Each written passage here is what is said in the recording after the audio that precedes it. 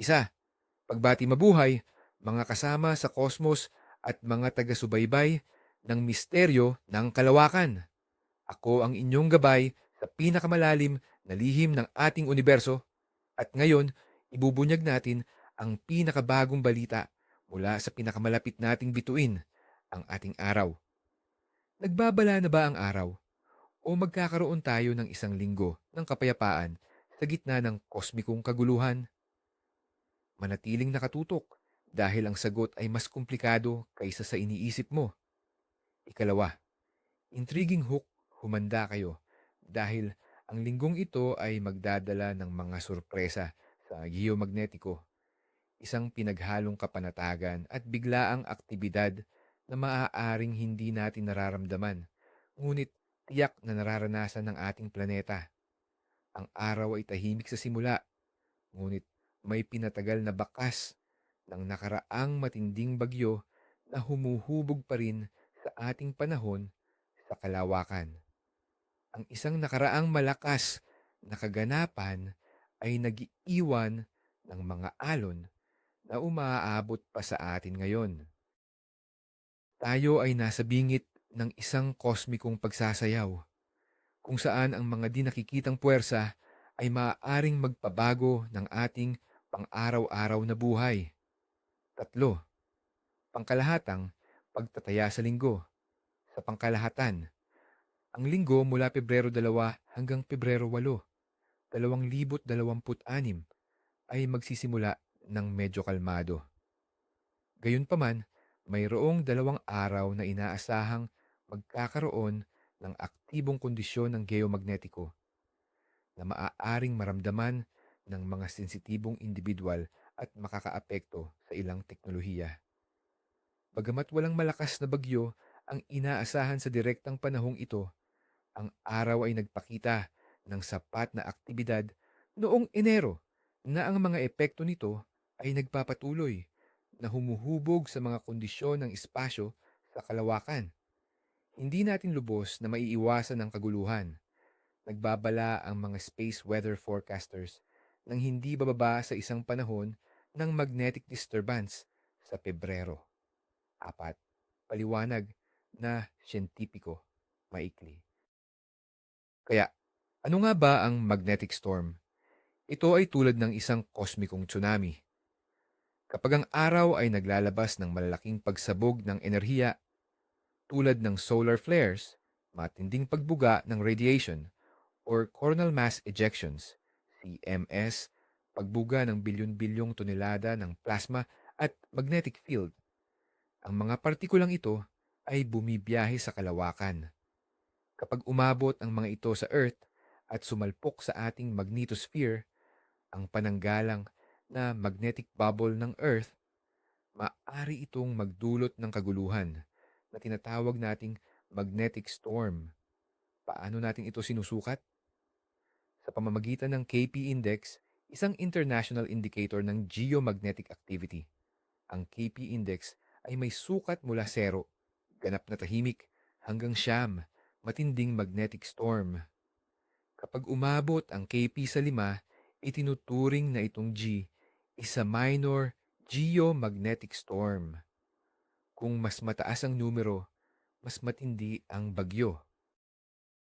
Ang mga antas ng G mula G1, minor, hanggang G5, extreme, ay nagbibigay ng mas malinaw na larawan ng potensyal na epekto. 5.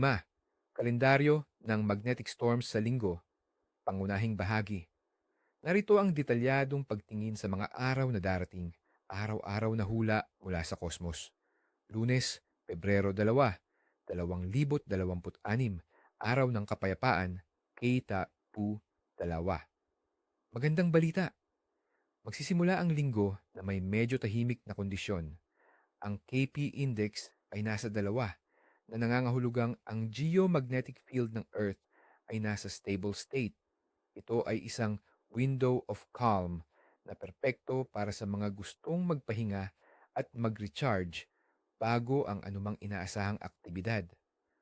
Walang inaasahang malaking epekto sa kalusugan o teknolohiya. Martes, Pebrero 3, 2026. patuloy na kapanatagan, KP 2. Ang kapayapaan mula sa Lunes ay magpapatuloy hanggang Martes. Muli, KOPE 2 na nangangahulugang tahimik ang kalagayan. Samantalahin ang araw na ito para sa mga aktibidad na nangangailangan ng focus at mental clarity. Hindi natin makikita ang anumang malalaking solar event na direktang nakakaapekto sa atin ngayon. Miyerkules, Pebrero 4, 2026. Nagbabalik na aktibidad, Copy 4. Dito na magsisimulang magbago ang ihip ng kosmikong hangin. Ang KP Index ay inaasahang abot sa 4 na nagpapahiwatig ng aktibong kondisyon ng geomagnetiko. Bagamat hindi ito isang full-blown magnetic storm, G1 ay sa KP 5. Ang antas na ito ay sapat na upang maramdaman ng ilang tao. Ito ay maaaring sanhi ng nalalabing epekto ng nakaraang solar activity o isang mabilis na daloy ng solar wind mula sa isang coronal hole, mga bukas na magnetic field sa araw na nagpapalabas ng mabilis na solar wind. Posibleng may bahagyang pagtaas sa mga ulat ng pananakit ng ulo, pagkapagod, at pagbabago sa presyo ng dugo. Huwebes, Pebrero 5, 2026, ang pinakamapanganib na araw ng linggo, KP 4. Ang Huwebes ang inaasahang pinakaaktibong araw ng linggo na may KP index na nananatili sa 4. Ito ay patuloy na nagpapahiwatig ng aktibong kondisyon ng heomagnetiko. Ang araw na ito ay maaaring maging sanhi ng pagtaas ng insidente ng pagkagambala sa pagtulog, pagkamayamutin, at pagkabigo sa mga sensitibong individual. Ang enerhiya mula sa araw ay maaaring magpatuloy na makipag-ugnayan sa ating magnetosphere. Kahit na hindi ito umabot sa antas ng G1, ang pinatagal na panahon ng aktibidad ay mahalaga. Mahalaga ang pag-iingat sa araw na ito. Biyernes, Pebrero 6, 2026. Bahagyang paghupa, KP 3. Isang hininga ng ginhawa. Ang aktibidad ay bahagyang bababa na may KP index na bumalik sa 3 na nangangahulugang unsettled o hindi ganap na tahimik. Ito ay isang storm recovery period kung saan ang magnetosphere ng Earth ay dahan-dahang bumabalik sa normal na kalagayan.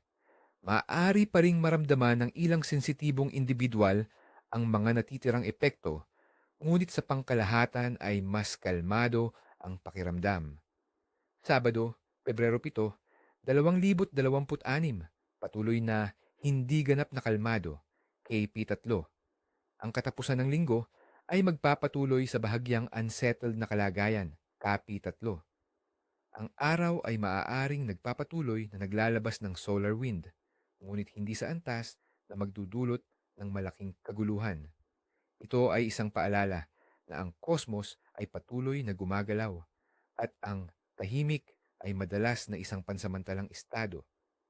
Maaaring makatulong ang pagpapahinga at pag-iwas sa stress. Linggo, Pebrero 8, 2026. Pagtatapos ng linggo, KP 3. Ang linggo ay magtatapos sa parehong unsettled na kondisyon, KP 3. Ito ay nagpapahiwatig na ang magnetosphere ng Earth ay nananatiling bahagyang naapektuhan marahil dahil sa pinaghalong residual energy mula sa nakaraang buwan at patuloy na pagdaloy ng solar wind. Bagamat walang dramatic na kaganapan ang inaasahan, ang kaunting pag-iingat ay laging tama. 6. Mga posibleng konsekwensya. Ang mga magnetic storm, kahit ang mga hindi gaanong malakas, ay maaaring magkaroon ng malaking epekto. Para sa mga meteosensitive na tao, kabilang ang mga matatanda, mabuntis, at may malalang sakit, ang mga pagbabago sa geomagnetic field ay maaaring magdulot ng kalusugan, pananakit ng ulo, migraine, pagkahilo, pagtaas/pagbaba ng presyo ng dugo, palpitations, tachycardia, at pagkagambala sa ritmo ng puso. Maaari ring maapektuhan ang pagtulog na humahantong sa pagkapagod at pagkamayamutin. Ang mga sakit sa puso at nervous system ay maaaring lumala. Teknolohiya. Ang mga malalakas na bagyo ay maaaring makaapekto sa GLONASS at GPS na mga sistema na nagdudulot ng mga pagkakamali sa pagpoposisyon. Maaari ring magkaroon ng epekto sa komunikasyon, lalo na sa mga HF radio disruptions. Sa mas matitinding kaso, hindi inaasahan sa linggong ito, maaaring maapektuhan ang power grids at satellite operations. Ito, praktikal na rekomendasyon, 5 hanggang 7 na payo. Narito ang ilang payo upang matulungan kang makayanan ang linggong ito. Para sa kalusugan, 1. Hydration. Uminom ng sapat na tubig upang mapanatili ang tamang daloy ng dugo at maiwasan ang pananakit ng ulo. 2. Pagpapahinga. Siguraduhin ang sapat na tulog at iwasan ang labis na pisikal o mental na stress, lalo na sa mga araw ng aktibidad, Miyerkules at Huwebes. 3. Diet. Iwasan ang mataba, maalat at maanghang na pagkain. Limitahan ang kape at alkohol. Mas mainam ang mga sariwang prutas at gulay. 4. Mga gamot. Kung mayroon kang malalang sakit, siguraduhing nasa kamay ang iyong mga gamot at sundin ang payo ng doktor. 5. Relaxation. Maglaan ng oras para sa pagpapahinga, tulad ng meditation, light stretching, o paglalakad sa sariwang hangin.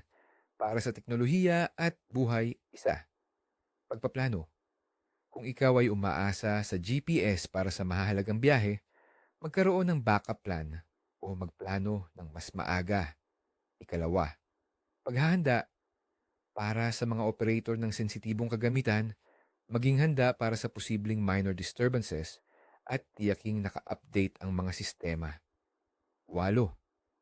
Mahalagang babala plus pamamaalam, tandaan, ang mga forecast na ito ay preliminaryo at batay sa kasalukuyang data. Ang araw ay pabago-bago at ang mga sitwasyon ay maaaring magbago ng mabilis. Patuloy tayong manood sa araw, ang ating bituin na pinagmumulan ng buhay at minsan ng kaguluhan. Para sa mas detalyadong update at upang hindi makaligtaan ang anumang kosmikong balita, tiyaking nakasubscribe ka sa channel na ito at naka-on ang notification bell. Manatiling ligtas, manatiling curious, at hanggang sa muli, mga kaibigan sa kalawakan.